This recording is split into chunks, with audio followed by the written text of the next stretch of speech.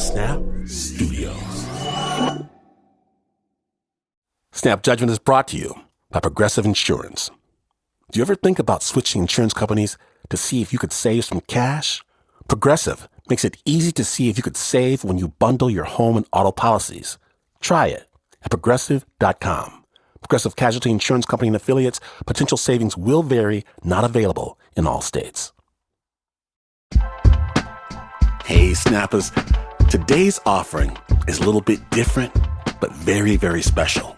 It's a new show from my friends at Higher Ground, hosted by Michelle Obama. Yes, that Michelle Obama. It's called IMO. On Snap, they rock stories that help you laugh, help you think, help you see the world through someone else's eyes. Similarly, on IMO, Michelle and her big brother Craig Robinson bring candid perspectives to the everyday questions shaping our lives, shaping our relationships and the world around us. Each week, they're joined by a guest to tackle real questions from real folk just like you, offering practical advice, personal storytelling, and plenty of laughs. Topics range from dating and relationships to family and faith. Michelle and Craig share stories about being there for each other throughout their lives, from first crushes and fraught college years to landing at the White House to losing their mom. For 6 decades, they've been each other's most trusted counsel, and now they want to be that counsel for you. In this episode, they're joined by actress Issa Rae for a conversation about navigating the challenges of mismatched expectations in adult friendships. You can find more episodes of IMO wherever you get your podcasts. Like the crisis would require an emergency session. Oh my God! Like somebody's on a train. Yeah, right? flying. You know, there's movement, and you're not going to deal with the crisis. I was like, we're coming. It's a crisis. My friend's dog died. We were all there at the house, bringing her favorite snack. Like took off work. That is a script. That is something that you could write on television. Plan and doing a text like, she's not going to be good. Like she doesn't need this right now, Right. You know what's so horrible about that is guys will be like, damn. Yeah. That's it. Not a crisis. Like, damn. Obviously not a crisis. Sorry. Send the dog emojis. Dude, I didn't know you had a dog. Yeah, what? Where'd you get a dog? Okay. We are bad.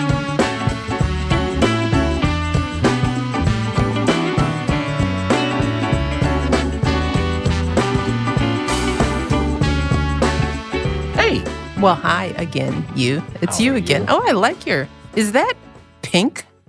It's, my wife called it coral, but it could be pink. It is coral, and it's a little pleated. What? This is breaking out of the, basketball thing. Watch and out that now. little collar. Okay, I see you.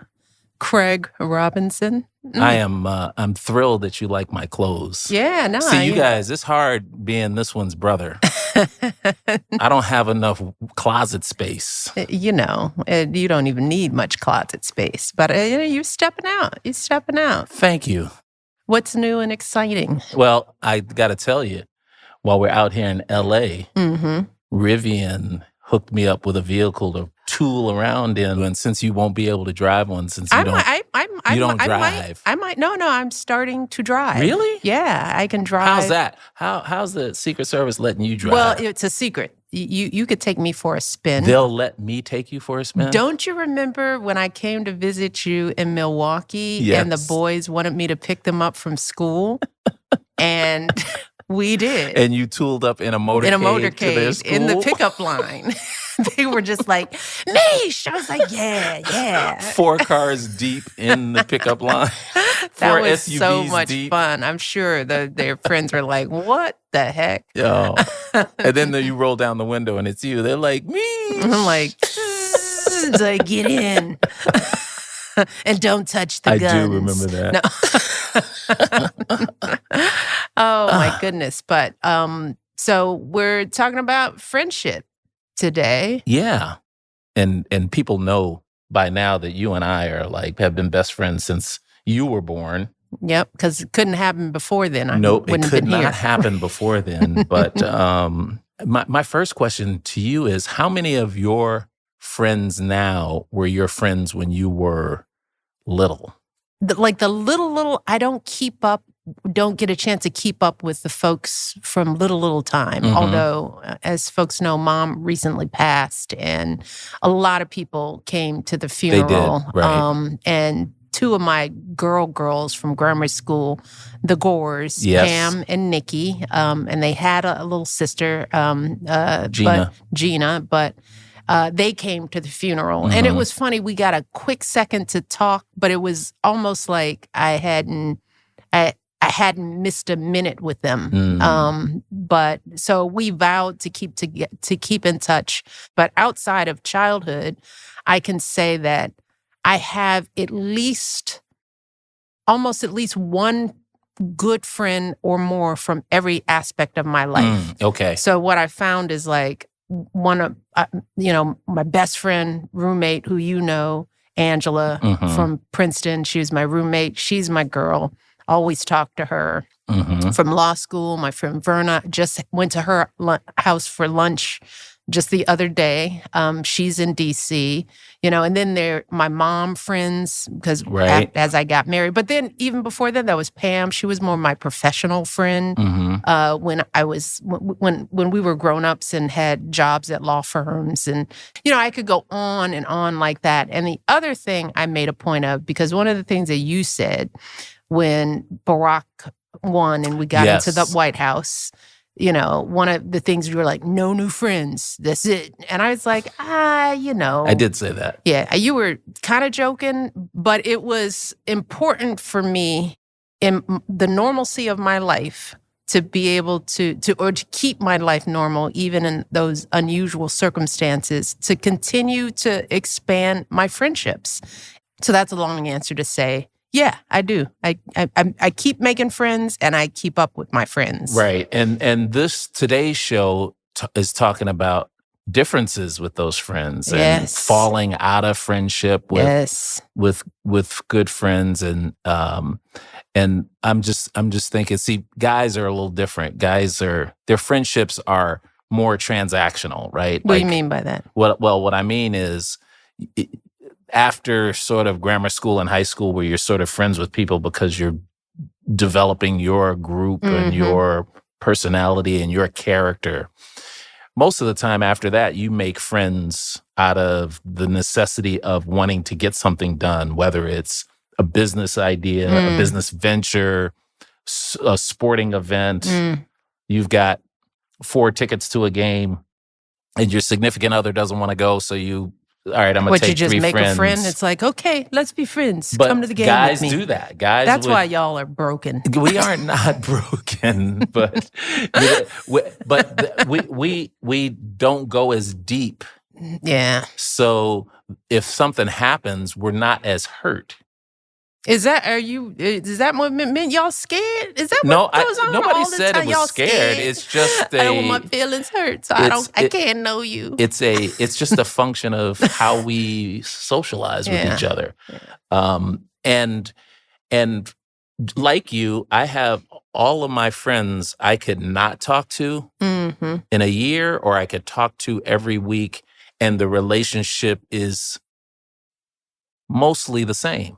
That's because y'all don't talk about nothing. Well, we don't. You're right about that. It's hard to go deep. You know when we go deep is when it's too late. Deathbed. It's like, woo.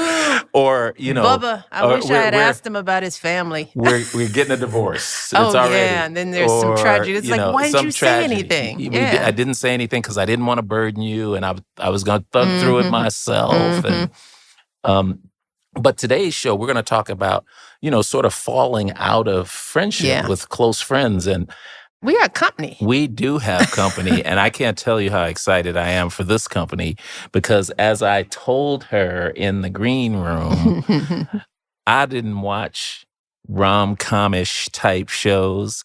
And my wife said, you got to watch this Insecure. And I'm like, I'm not watching it. And she said, you got to watch it. It's good. And I said, I'm not watching it. And she said, you're going to like it. I said, I'm not going to like it. she made me watch the first 2 episodes back to back because she was like on episode 4. I watched the first one and I was like, all right, it's not bad. I watched the second one and then I watched the third and the fourth because I was only going to watch the first 2. And I just fell in love with this actress who then I had to do a little research and I found out she was a writer and she was now getting into the restaurant business and just an entrepreneur and a community folk, you know? Yeah. Kind of like y'all. Yeah. Just in the community doing stuff for Black folks. Giving it back. Giving it back and just so supremely talented. Let's bring on Issa Rae. Issa, watch him. See, I'm just meeting her for the first time. Oh, so happy to have you here. She would be okay. Well, welcome to the table. Thank you so much. I was just nodding and back there. I had so many times I wanted to jump in. Y'all, seriously. Well, what's been going on? How are you? So much. Yes. I'm doing really well. I'm out here still just writing. You mentioned the restaurants. That it is called Somerville. That's in my neighborhood that I'm really excited about. What made you say, all right, I want to open up a restaurant? Is that a dream or was it just circumstantial? You know, it's twofold. I've always said if I wasn't a writer, I'd be a bartender or a waitress. Yes. Okay, well, there you go. I like the food environment. I love serving. I love hosting. And there is a degree of that. And I love eating out. And so since I was young, I've even doing play dates with my brother, my little brother. Our play dates would be restaurant. Yes, and I would be the bossy restaurant owner. Sounds familiar. And then also, I remember having my best friend and I have the same birthday. And it was like the 30-something birthday. You're a Capricorn, too. I'm a Capricorn, like me, baby. 17. Yes, you already know. 12th over here. That's why we bossy. Yeah, I know. I don't like to admit it. I don't want to give my mother that satisfaction. But we were just out. We always celebrate our birthday together. We went to dinner. And we were just like, let's go. Like, we're trying to go out. And in your 30s, you're not trying to go to a club. You're trying to go to a place to lounge and have a good time. It was so hard. We went to like so many different spots and it just wasn't the right vibe. It was just, and it infuriated me. I was like, we are both from LA. We cannot find a spot with us that's just a good time that'll cater to us. And that was like my villain origin story where I was like, I want that in my neighborhood. Man, doing it with your little baby boss self. Were you going to say something? I wanted to find out. Go ahead. As we talk about friendships, and we will eventually read a letter from one of our listeners who's seeking advice around friendships. But something people ask me, you know, which applies to you, is that as you've become Issa Rae, you know, how has that affected friendships for you, or has it? You know, have you become more cautious? Have you have people come in and out of your life? Have you thought about it differently, or felt like you needed to think about friendships differently, given your, you know, your ascent and who you become? I have been very lucky that I've had, you know, friends since high school because I'm from LA, and there is a sense of this feeling like my job. Like I didn't move here to become myself. I was already here, and I grew up around this environment, and a lot of the people that I went to school with are my friends still. And even my name is Joyce Joke. That's how I grew up. And so even the Issa Rae of it is like, those are people who don't really know me. And the people who are my friends, you know, call me by name or my nickname. And so there's such a distinct separation. But I've definitely had friendship breakups as a result. Some as a result of working together as we both ascended. Some as a result of not being able to handle the change in position, the time. Like I had a friend who I thought I was gonna be friends with forever, but she went through 2 major milestones, kind of traumatic milestones, really young. She got married when we were in college and divorced when none of my other friends had experienced those things, and I didn't, as a friend, know how to handle that or have the capacity to handle that. And that was actually strike 2, I think, on my part for her. Strike 1 was her father died when she was in college, and she was the first friend whose parent had passed away.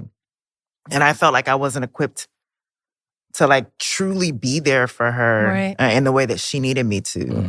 And that was around the time when I started like rising in my own career. And I felt like she never took my career seriously or my aspirations seriously. So we fell apart and drifted apart, and we tried to come together, but we were just in different places. And that was one of my most painful friendship breakups because it wasn't acknowledged in that way. Right. But I haven't had any like, you're famous, I'm using you type things.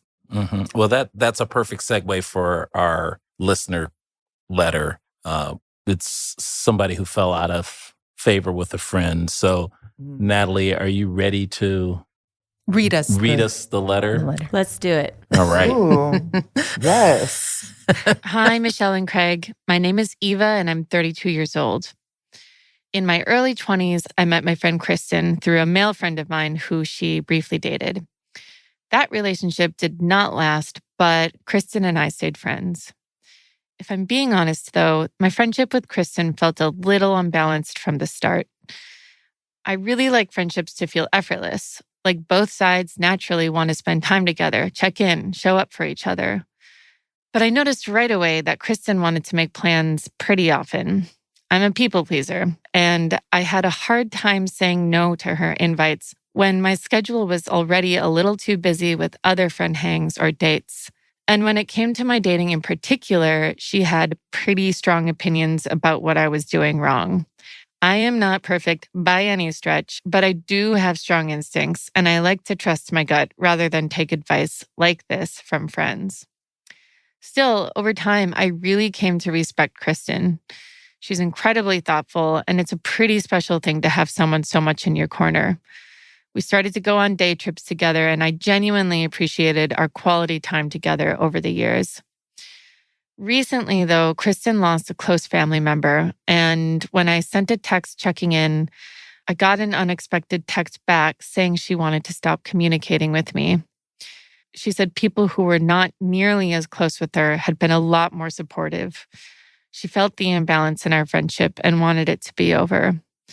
Honestly, I did not see this coming. I knew our friendship was complicated, but I felt like I was being myself, and it was not enough. Ideally, I wanted to continue our friendship as it was, even if it wasn't innately easy or perfect. But now I'm worried I'm a bad friend. Adult friends are not family, and they're not romantic partners, but they are people we love, and I did not enjoy hurting her, especially when I felt I was just being myself. How do you maintain healthy friendships if there is an imbalance in expectations?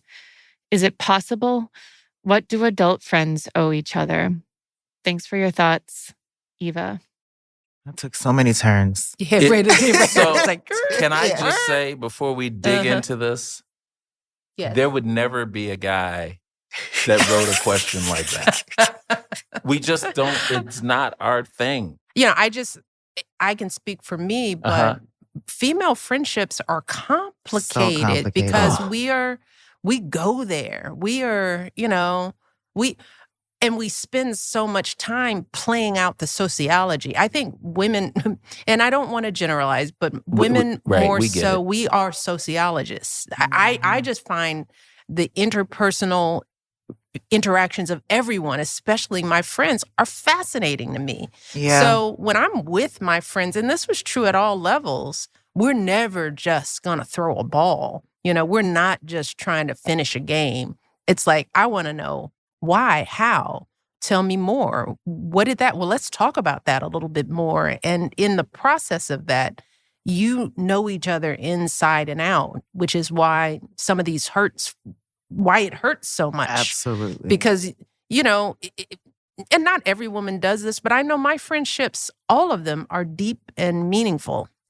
And they don't always last. But because of that, you don't end it without the hurt, it is complicated. Yeah, there's a piece of you that you're giving. So many of the women in my life know things that I just would never share with anyone, that as a closed off person, if I've opened up to you, that already means like you mean a lot to me, and that I see a future with you, and automatically if I deem you as a friend, then that's like for life. Yeah. And so the idea that gets cut off for any reason, and especially if I'm culpable or if I feel betrayed by you, that is devastating. And even in hearing this letter, this woman felt like she was even hesitant to become this person's friend to begin with. And then ultimately was just like, oh, okay, I see the value in my life. But there were tinges of selfishness there, just even in terms of how she saw the friendship. But it still felt like she was, in any version of this, I don't know. I don't think that she was willing to be a full friend to this woman, is the way that I read it. And that's okay, but you just have to be honest about that. Yeah. You can't have it both ways. The biggest hurts that I've had in friendships, and hurts is strong, when I didn't feel like there was emotional reciprocity, right? Because the imbalance that she talks about, that's always present. Right. Someone in every relationship is given a little more, given a little less. Some people have more or less at a given time. I mean, people are complicated and flawed, and all of us are. That has never been a problem for me, like the complicated nature of my friends, right? When I felt almost betrayed is when I felt like we're all at the table giving, sharing, and you weren't.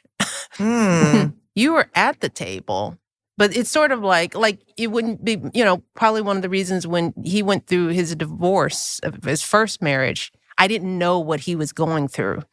There probably felt like a little emotional, I felt emotionally robbed because it was like, you weren't telling me. Right. You weren't telling me, and maybe it's because you didn't trust me, you didn't trust yourself. See, she's still hot about it. Can you tell? But I'm just using it as an That's example exact. in the table of, for me at least, that becomes more important. And maybe it's because of who I am and trust, and and I let people in. So when I let people in there, you're in. Yep. And I don't have the time or the energy to have to second guess what I say to you or how I feel. I want to be at the table with my friends completely myself. But that means I'm assuming you are too. And if you're not, and in the case of Eva, maybe her friend didn't feel like she was fully there. Or maybe she wasn't. Complicated. Well, it started out with the term imbalanced, which I just can't understand when it comes to friendship. Why? Really? It's like, what's your problem? Because my friends are my friends. There's,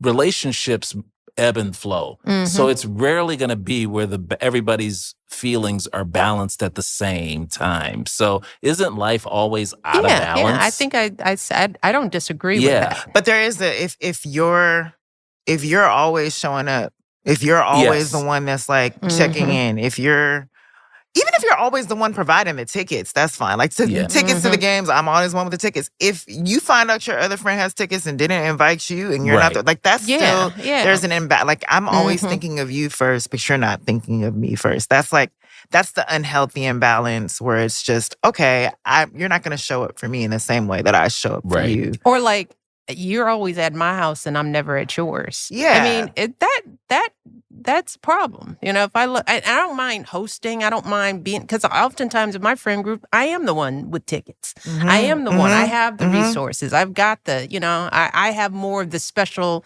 like, oh, guess what we can do? And there's a natural imbalance, but it's like, if you never invite me on a trip, even if I can't go, or if you never plan a dinner, Or whatever even the if it's just equivalent pizza. of I know your effort is. Yes. Even if it's just pizza, like, girl, I know you like pizza and you invited me. This means a lot. Yeah, you know?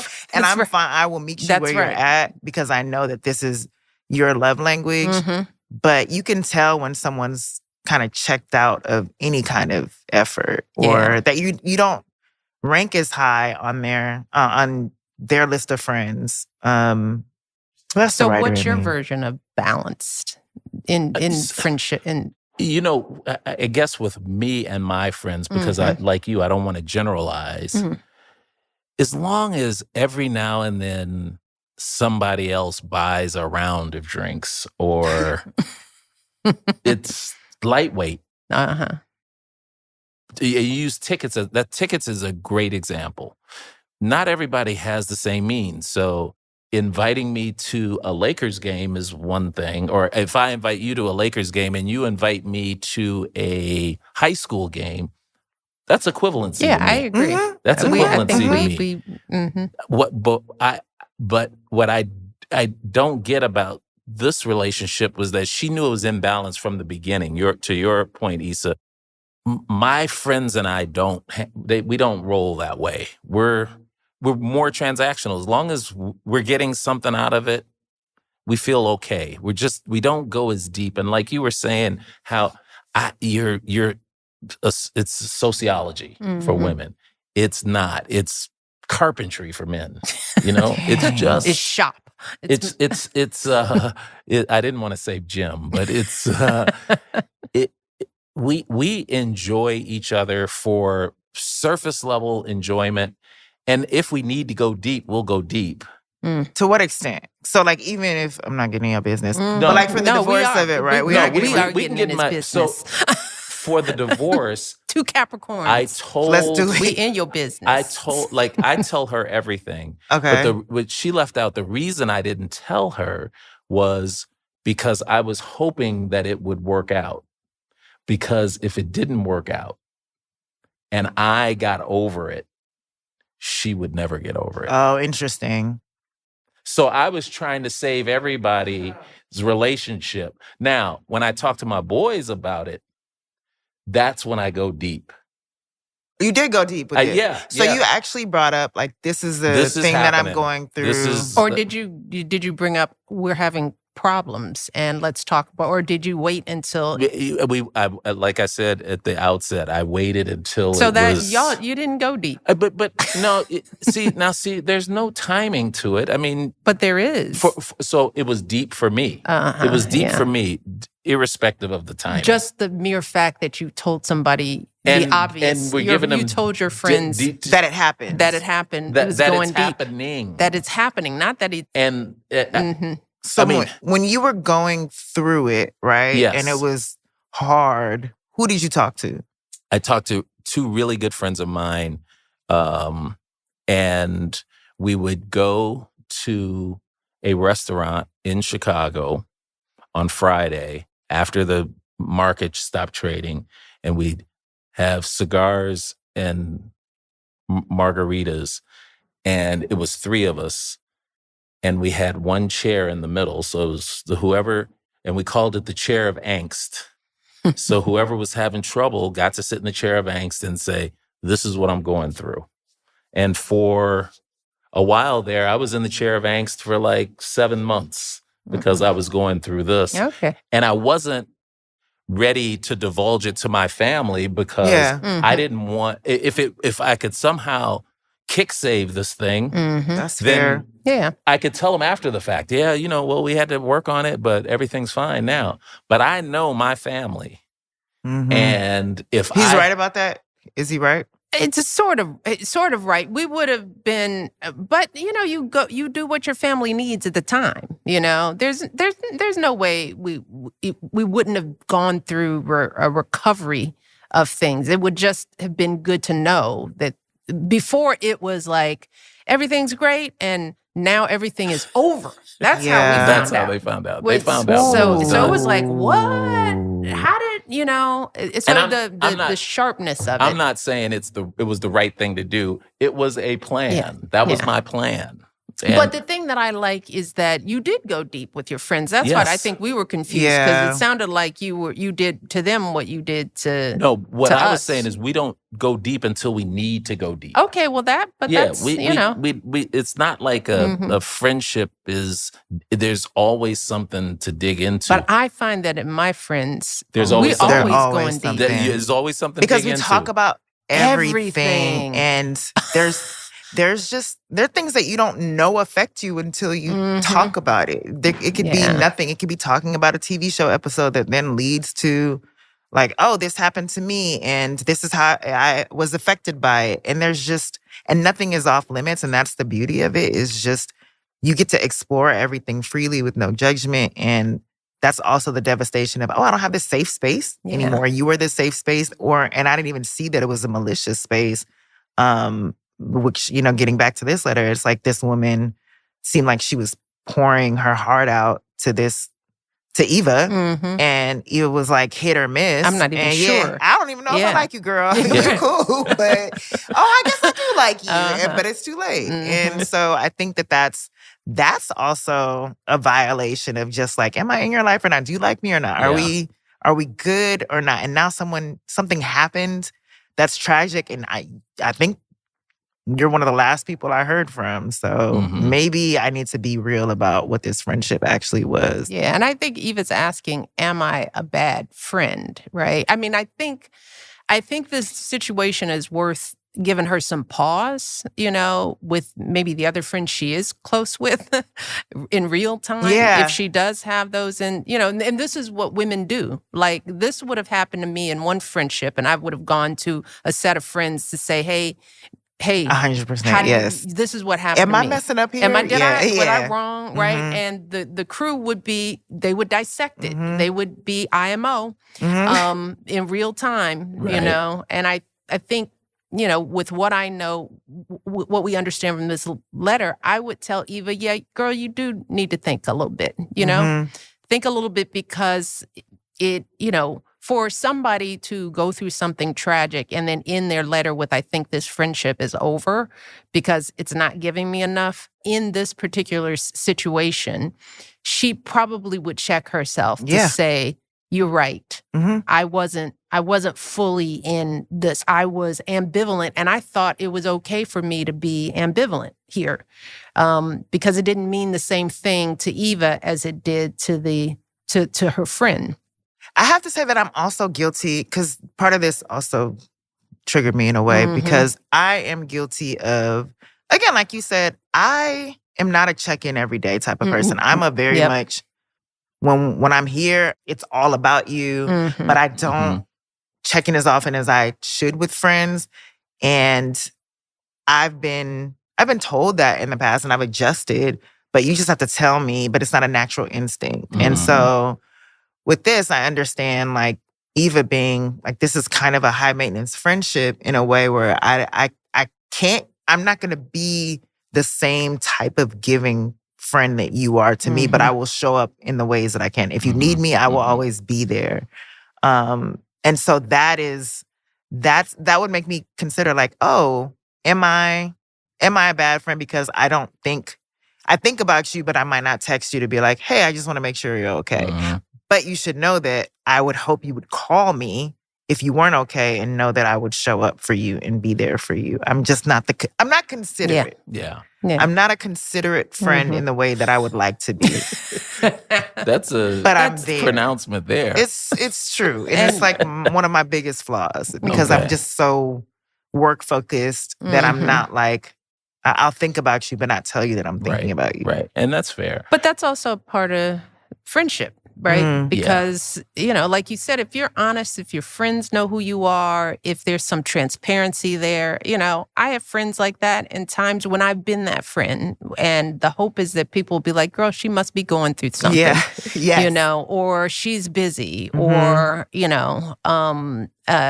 and that's when you feel the security of friendship, because you can completely show up as yourself, flaws and all. The inconsiderate or you got your friend group and it's like, well, Issa's not going to be the one to call because she just doesn't do that. I'm not a great, I don't call on a regular basis, but I tend to organize my friends more. For the same. Like, I'm the one that's like, okay, let's think about this, or, everybody come visit me here. And that was because of 8 years also. I mean, it's hard. It was hard to reach me for 8 years without a whole lot of goings on. And in order for me to maintain my friendships, I had to be more deliberate. Yeah. And over the years, I've become the more deliberate one. And also because of who I am, I think people just assume I don't want to bother you. Yeah, same. Because I'm not going to bring these problems. I've had so many of my good friends who went through stuff, and I'm like, why you didn't tell me? I didn't want to bother you. And so that means I often have to bend over even more. Completely. To check in so people know that when things are tough, do not call me. Yeah. Because I may not be able to do anything. Right. Well, right. It's like, now I'm mad at you for that. And that happened I don't care that you going 50 through years it. I'm ago. mad at you. Yeah, right. But you were going to say something before I cut you off. No. That was great. That I appreciate that. And I also appreciate now, you see, she would have been mad when she said she wouldn't. It wouldn't have lasted. It would. Capricorns, we get mad, but it doesn't, we don't stay mad. No, absolutely not. Yeah, no, you don't. Can I ask you a question about the chair of angst?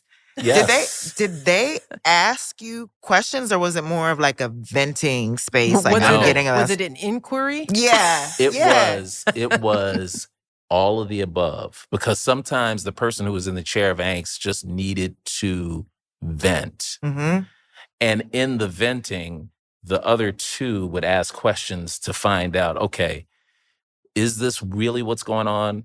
Or is there anything we can do? Or what predicated this? And it was a give and take. It wasn't just a venting session, but it was, at least for me, it was liberating to be able to just have somebody to talk to about things that, that were deep and private that I wasn't ready to share with the whole world. That's dope. But y'all had to make a whole construct with that. With cigars and margaritas and whatnot. That's how my guys once you out the chair, you can't be angsty no more. No more questions. No more questions. No more questions, no more problems. Never That's happened. it. Well, but see, and that's the other thing you can't do with women or with me, your sister. We don't let it go. They don't let it go. You were like never a dog out of with the a chair. bone. Because now I'm calling you and going, okay, what happened today? What happened? Yeah, so you not only do I have a sister, I have a wife, and which has helped me communicate, right? Because I say all the time, our relationship with my wife and the relationship with my daughter, who is now 28, I'm a better communicator, not just with women, but in general, because I get it. There are times when my wife wants to talk to me and I don't want to talk, but I have to be intentional about, she needs this. And with my friends, and you need it too. Well, it's your parent. If I need it, I will go get it. But with my friends, we never get there like that. So a friend has never disappointed you? Because you don't have expectations of them? No, friends have disappointed, but it doesn't injure me as deeply. And if your next question is, do I approach them and say, hey, you really disappointed me? I have. And I think that's why we keep our friendship.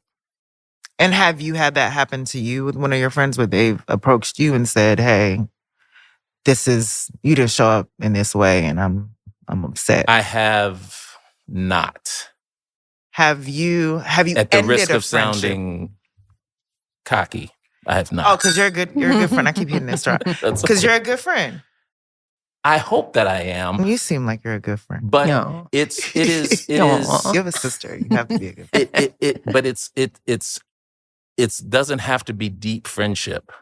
It can be just below the surface. But I think you allow people to just be comfortable with you. And yes, I think that is essential in a friendship. Absolutely. And you may not challenge them in a way, but if a friendship isn't serving you, will you just ignore it and keep it going? Like, keep them around? You'll never be like, hey, I kind of don't like hanging around.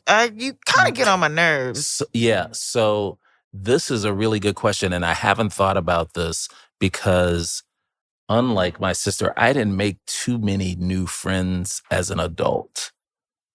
after a certain period, I shouldn't say as an adult, sort of as I've gotten older. So my friends are my friends, and they're going to be my friends. And new people that I meet that I haven't known for a long time who are friends, the shift to the right and they don't make the shift to the right, we just don't communicate as much. Mm-hmm. I call that the slow ghost. She does. She calls it the slow ghost. Like it doesn't. It's not enough to have a conversation with because, and do you really care? So you go through the emotional energy. You just sort of just let it let it die a natural, and it does. Quiet death. And which brings me to another point that you all didn't talk about, but it made me think about this, is that I don't mind being ghosted. Me neither. I don't mind that. Now, if it didn't matter. If it didn't matter, it didn't matter. I don't Surface. But let's say I get the slow ghost, right? I get the slow ghost, and then a year later, the guy texts me and say, "Hey, I'm gonna be in town. Want to go get a drink?" I'll be like, "Yeah, sure." And you all are laughing, but that is how we operate. That is how we operate. Forgiven. Just look at the guys in here all smiling, trying not to get in trouble. They are trying for me not to get in trouble. Women don't do that. No, I'm just like, girl, you gave me a reason. Thank you. No, you are done. I had too many people I mess with. Because there's nothing worse than like having, sometimes you just don't have time and making a new friend who you're kind of not sure about. And then you have to like make plans together. If the slow ghost allows you to never speak to them again and never have to plan anything. And it's fine. Ouch. But even with your friends, I'm sorry, your friends that you grew up with, inevitably you guys, like you grow up, you become who you're supposed to be, right? There are no friends that you've grown up with that you have where you're just like, I've outgrown them mentally, or they, don't necessarily, we don't vibe the same anymore. There's never been that. And that thought has never crossed your mind. The guys who, like, say, grammar school people who were my friends, I'm still in touch with. And they've never, since grammar school? Since high school, first day of high school. Okay. But your friends that you hold now, your male friends, is that to say that you've never even fought? No, we fought, yeah. But it's not an emotional fight? There's no, I'm just like, I know his friends. It's like, there's not a lot going on. There's no emotional fight. You're talking about, I thought you were talking about like a fight. Like, no, and that's how, like, guys, to me, y'all will be like, y'all will physically fight and be like, well, he the alpha, I'm the beta. That's it. And we're good for life. Let's go have a beer. Yeah. And no, if I physically fight one of my female friends, it's over. Well, you all don't physically fight. No, but but I get it. But the emotional fights allow you to get closer or, decide this isn't the right I just think it goes back to the level, and again, this isn't true for everyone, but even just watching my brother, it's like, your friends sort of hover around the surface, and it's real, meaningful friendships, but they're just not as deep as the friendships I see among women. Until there is a crisis. Then we go deep. Yeah.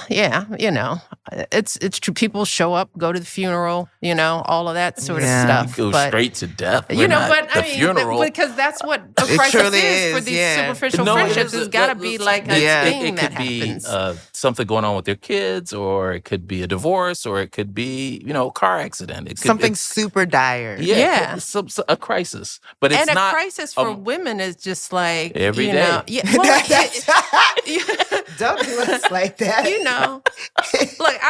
oh man, I'm gonna get it when I get home. I'll give you an example because my husband doesn't fully understand it, and he's got great friends that he has since high school. I know his friends, meaningful, but when a girlfriend comes to visit, it's usually like, you got to stay for 2 days because it's going to take us so much time to catch up to check up, right? And we're not planning anything.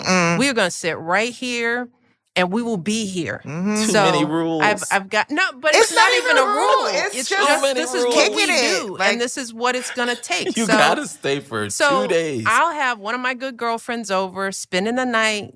friends with Barack, heaven. love all that. We sit on a couch. There's something in front of us, tea, crackers, moved to wine, But we get up at 10 a.m. and we start the check-in. That sounds beautiful. And it begins with, first of all, girl, how you? Tell me about you. Now, and that's an hour. Just sort of emotionally, mentally checking in, right? Hour 2 is like, okay, what about work? And tell me about, because we know all about it. Remember that HR person you were going to let go? What happened with that girl? She's still there? Oh, man. What did she do next? And then you got to give an example of what she did. Now it's lunchtime, right? On day 1. Now, Barack has come in, he's come out, and he's like, y'all still talking? He'll sit down for 5 minutes and be like, how are the boys? He's and then he gets up and exactly. leaves. You contributed nothing. You just interrupted the time. And then it's 3:00, and he's like, y'all still here? And it's like, we're just now getting on the kids. And with one girlfriend, we each have 2 kids. That's 4 kids. That's like an hour per kid. Oh my gosh, I haven't even gotten to that phase yet. Oh my God. Oh my God. 48 hours. It's 48 hours because each kid has, we know the issues and the things we've, now we're at dinner on day 1, right? So this is what I'm saying. And my husband is like, what are you all talking about all day? And it's like, we're just scratching the surface. And do you know that it's so, it feels so good after they leave. It's just like, there's no better feeling than like, I reconnected with my girl. She knows everything. I was saving this story for her because only she would understand it. Stories. Like, I can't tell, like, there's friendship. There's, even in my groups, there's my friend who, if I want to be mad at someone and if I want to not know that I'm wrong, I go to her because she's never gonna tell me I'm wrong. It's always, girl, okay, right. She's next? It's like, I need. And then there's a friend that I go to where I'm just like, I need to know the truth. Yes, I need to know the truth. I need to know that I'm not it, and they're gonna give it to me straight. And then there's just the loyal friend who's just like gonna listen, and I can grab. But everybody has a function in some way, and they're just. It's cathartic. It's so beautiful, and that's why I'm just. And the flip side of my husband, right? Because he golfs, and golfing takes as long as the first session of our. It takes 5 hours to golf. He'll golf with his buddies, come back, and be like, "How's X? He's good." It's like, "What'd y'all talk about?" Nothing. And I was like, I will have heard like somebody has cancer, and I was like, "How is X? Did you hear that they had cancer?" He's like, "No, we didn't talk about that." And I'm just like, "What? You were golfing all day." And it never came up. You never asked about our godson, for example. You're with his father. How is he? I don't know. I think he's good. It's like, what were you all doing? Sitting in a cart? Talking about, and I'm like, literally nothing. Yeah, you have no information. And that's the difference because you'll be with each other all day, looking directly away from each other. At a ball, right? Whereas when I'm with my friends, we are physically turned in towards one another, feet off comfort. Sometimes we're touching, their tears. It's like, and that can go on for hours. And once you do that, then your feelings are going to be hurt when you break up or somebody's going to get mad. I mean, with that level of kind of intimacy, I maintain. Yes. That the chair of angst with me, Jimmy, and Victor is exactly the same thing. It just doesn't take as long. Okay. I don't know how you get anything out of sitting in a chair for dinner. Because you're also not, it also has to be around a crisis, right? It does. It takes a crisis to get it going. This is also why women live longer, I think, than men, because we're getting a lot of that We're out. Not, right. And not to take it there, but y'all Duly keep noted. it in here. We do. Like the crisis would require an emergency session. Oh, my God. Like somebody's on a train. Yeah, flying. Right? There's movement. And you're not going to deal with a crisis. I was like, we're coming. It's a crisis. My friend's dog died. We were all there at the house, bringing her favorite snack. Like, this is, took off work. is a script. That is something that you could write on television. Plan and doing a text like, she's not gonna be good. Like she doesn't need this right now, Right. You know what's so horrible about that is guys will be like, damn. Yeah. That's it. Not a crisis. Like, damn. Obviously not a crisis. Sorry. Send the dog emojis. Dude, I didn't know you had a dog. Yeah, what? Where'd you get a dog? Okay. We are bad. That is. One of my friends was talking about how guys don't know how to express. Thought you had a cat. Guys in text don't know how to express emotions and will use emojis like the wrong, like, y'all, I lost my aunt. Dang, fire emoji, ghost emoji. You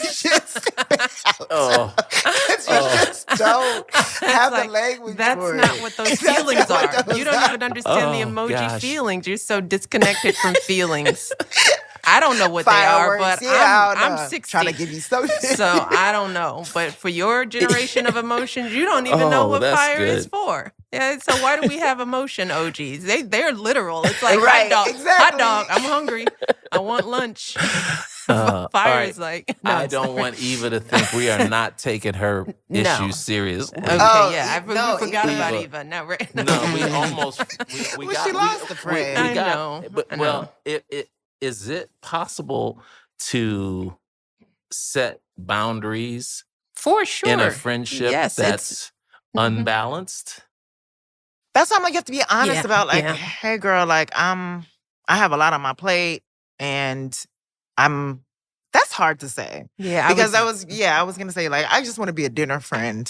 Mm-hmm. And I guess in those situations where I've been confronted about, like, hey, because I have been, I feel like I give you more energy. That I have just been like, I blamed it on work. I blamed it on I'm busy, but I haven't said I don't want to devote the time to this. Saying that I have work is the excuse, and they can choose to pleasantly ghost me, and I wouldn't be as affected. The fact that Eva is actually affected by this is what's confusing me, because you didn't dedicate the energy to want to be her friend. And I'd imagine that you do have a set of friends that are higher tier friends that like do get your time and energy, that you do consider those people. Or you're just a loner and don't know how to make friends. And that's a whole different situation. But I'm confused by the loss because you had this person who cared about you, invested in you. That is kind of selfish if you didn't feel the same way about them. So yeah, it's fair to set boundaries, but I think it starts with knowing, well, who do you want to be? How do you want to show up? And the honesty first has to be within yourself. I mean, I think both of us probably as Capricorns, we're probably a little more honest about who we are, what we want. And, and even though women talk a lot, sometimes we don't spend that time because we're pouring that energy out. Like I understand you before I understand me. Yeah. Yes. And that's the nature of, a lot of times women are giving or, without opening themselves up, because that's hard, And maybe what I would say to Eva is, maybe it's time for her to just, as she's asking, do some personal reflection about what does she want in friendship, and how does she want to show up? How does she want to show up? Because if she's a loner and is somebody who doesn't want high maintenance friendships, she's at the age where it's okay for her to own that about herself. And make some friends with some guys. Right. Or be okay. Then understand that there will be times that she will get that response from friends. It's like, I thought we were this and we're not. You hurt my feelings and it's over. Right? And not take it to heart. If that's the kind of friend you are, because that's where you are in life. But if you don't want that to happen again, if that really does bother you, then you got to take stock about how you how you need to show up for people. Yeah. And what's an example of that? How showing up, is that just I hear communication. Yeah, I get yeah. that. But understanding who your friend is and what they need. Okay. Like, being a little more considerate about the other person and what they need. And, just like you do with a loved one, you have to do in any relationship. Sometimes you do what they need, even if it's not what you need. Right. And with friends, you don't have to do it every day like you do for your partner, your life partner. But you do have to be aware, and show up every now and then. And it sounds like Eva may not have shown up at all for this friend. And so you gotta, you're gonna have to give people what they need to get, at some point, to get what you need. It's like friendship language. What's your friend's friendship language? Is it time? Is it crisis management? Is it, brutal honesty? Is it acts of service? Yeah. Is it brutal honesty? Is it emotional vulnerability? I would say that that's my friendship language. I value people's honest emotional vulnerability. Same. That means a lot to me.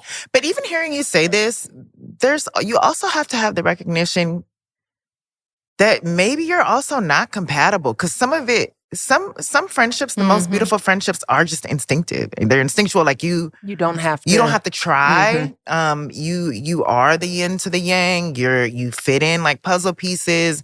And then they're when there are missteps, you can talk about them comfortably without necessarily feeling like you're offending. Yeah. And this feels like very much like Eva had to try too hard to be something she was not. To be something that she wanted and that she didn't really want. And so I think considering that, and that goes back to being honest with yourself, but the best friendships I have, you haven't had to do all that. And the worst friendships I've had I've silently ghosted or that have silently ghosted me, it was hard to manage. Like there was always something and it felt uncomfortable.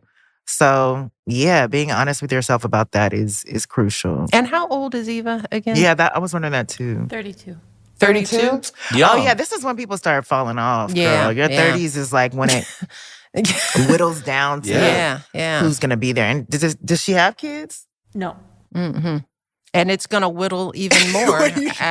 If she chooses to partner and have kids, it changes. And I think that's also what I would say to Eva. It's like, this is life. Yeah. And like she said in her letter, friends aren't family, and sometimes that's good and sometimes that's not, friends there are seasons for friends. And who knows, in their 40s or 50s, they may reconnect, So this is perfect because I'm thinking back to Eva. One of the things I would like Eva to take away from this is that being in an unbalanced relationship doesn't mean it has to end the relationship. No. If you want it to be another way, I'm learning from you all. If I'm in an unbalanced relationship and I'm the one feeling unbalanced, I got to go to the person and say, hey, look, this is what I want out of a relationship. And if they can't provide it, then we got to think about it ending. Well, and that's what her friend essentially did, But her friend did it during the breakup. I'm curious if the friend ever came to her and was like, hey, beforehand, this is what I need from a relationship. I feel like this is unbalanced. It seems like she was like, this is the last straw. Like, my relative died. You didn't show up. This has been unbalanced. And maybe it became clear to her in that moment, which I think she said. Yeah, she said, like, right, she did. All of a sudden, you ain't shit. Yeah, right. Like, I realized that. And that's the way the cookie crumbles. I wonder if Eva also fought for it. It sounds like she's in contemplation about it. About fighting for it? Or letting it go. It feels like she's let it go. It feels like she didn't fight for it. But I don't think we have that. Do you guys do follow? Well, dang. we could. That's I need to know. Let's figure out a couple, 3 things that we can tell Eva, and then maybe we could figure out a follow-up with her. Well, one of the things is, I think you mentioned it, is like if you have this other set of friends holding court and just being like, hey guys, how don't I? Yeah. Am I take it to your counsel? Yeah, take it to your counsel. What are the ways that I don't show up? Have I been a bad friend? And like use that to become a better friend. I completely agree with that. And also, be easy on yourself. You're 32. This is how it goes. You know, people come, people go. You know, even hurts can be healed because, you know, who knows where you'll be when you're 50? Mm-hmm. You know, life is long and friendships have ebbs and flows. And in the meantime, what I would tell her is use this as an opportunity, since you're bothered by it, to figure out how you can grow. And one thing that I've done before, write a letter with no expectation of a response. If you really do care about how your actions impacted this person, write a letter of apology, say where you're coming from, and let that person know, hey, I just wanted to get this off my chest. This is the way that I really valued you. I'm sorry I didn't show up for you in this way. The door is still open to be friends if you'll walk through it again, but feel free not to respond. I just wanted to get this up. Like, if you really feel badly about it, write her a letter, but don't expect a response. I like that. I like that too. But you know what I like even more is when Issa said, just get a guy friend. Honestly, you want a low maintenance relationship. You want a low maintenance relationship? Get a guy friend. Get a guy friend. Maintenance, and don't worry, you don't have to even know if he has a dog. Eva, we really care about you. No, for real. You'll be good, girl. You'll be all right. This is how as you said, Issa, the cookie crumbles. Life is like this. But this has been fun. Yeah, this is so fun. Yeah. What's the next letter? Thank you so much. Yeah, come on. Let's go. Got that Thank one you down. so much. Thank you, guys.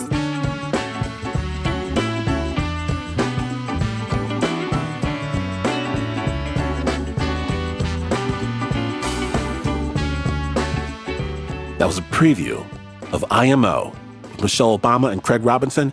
You can find more episodes wherever you get your podcast.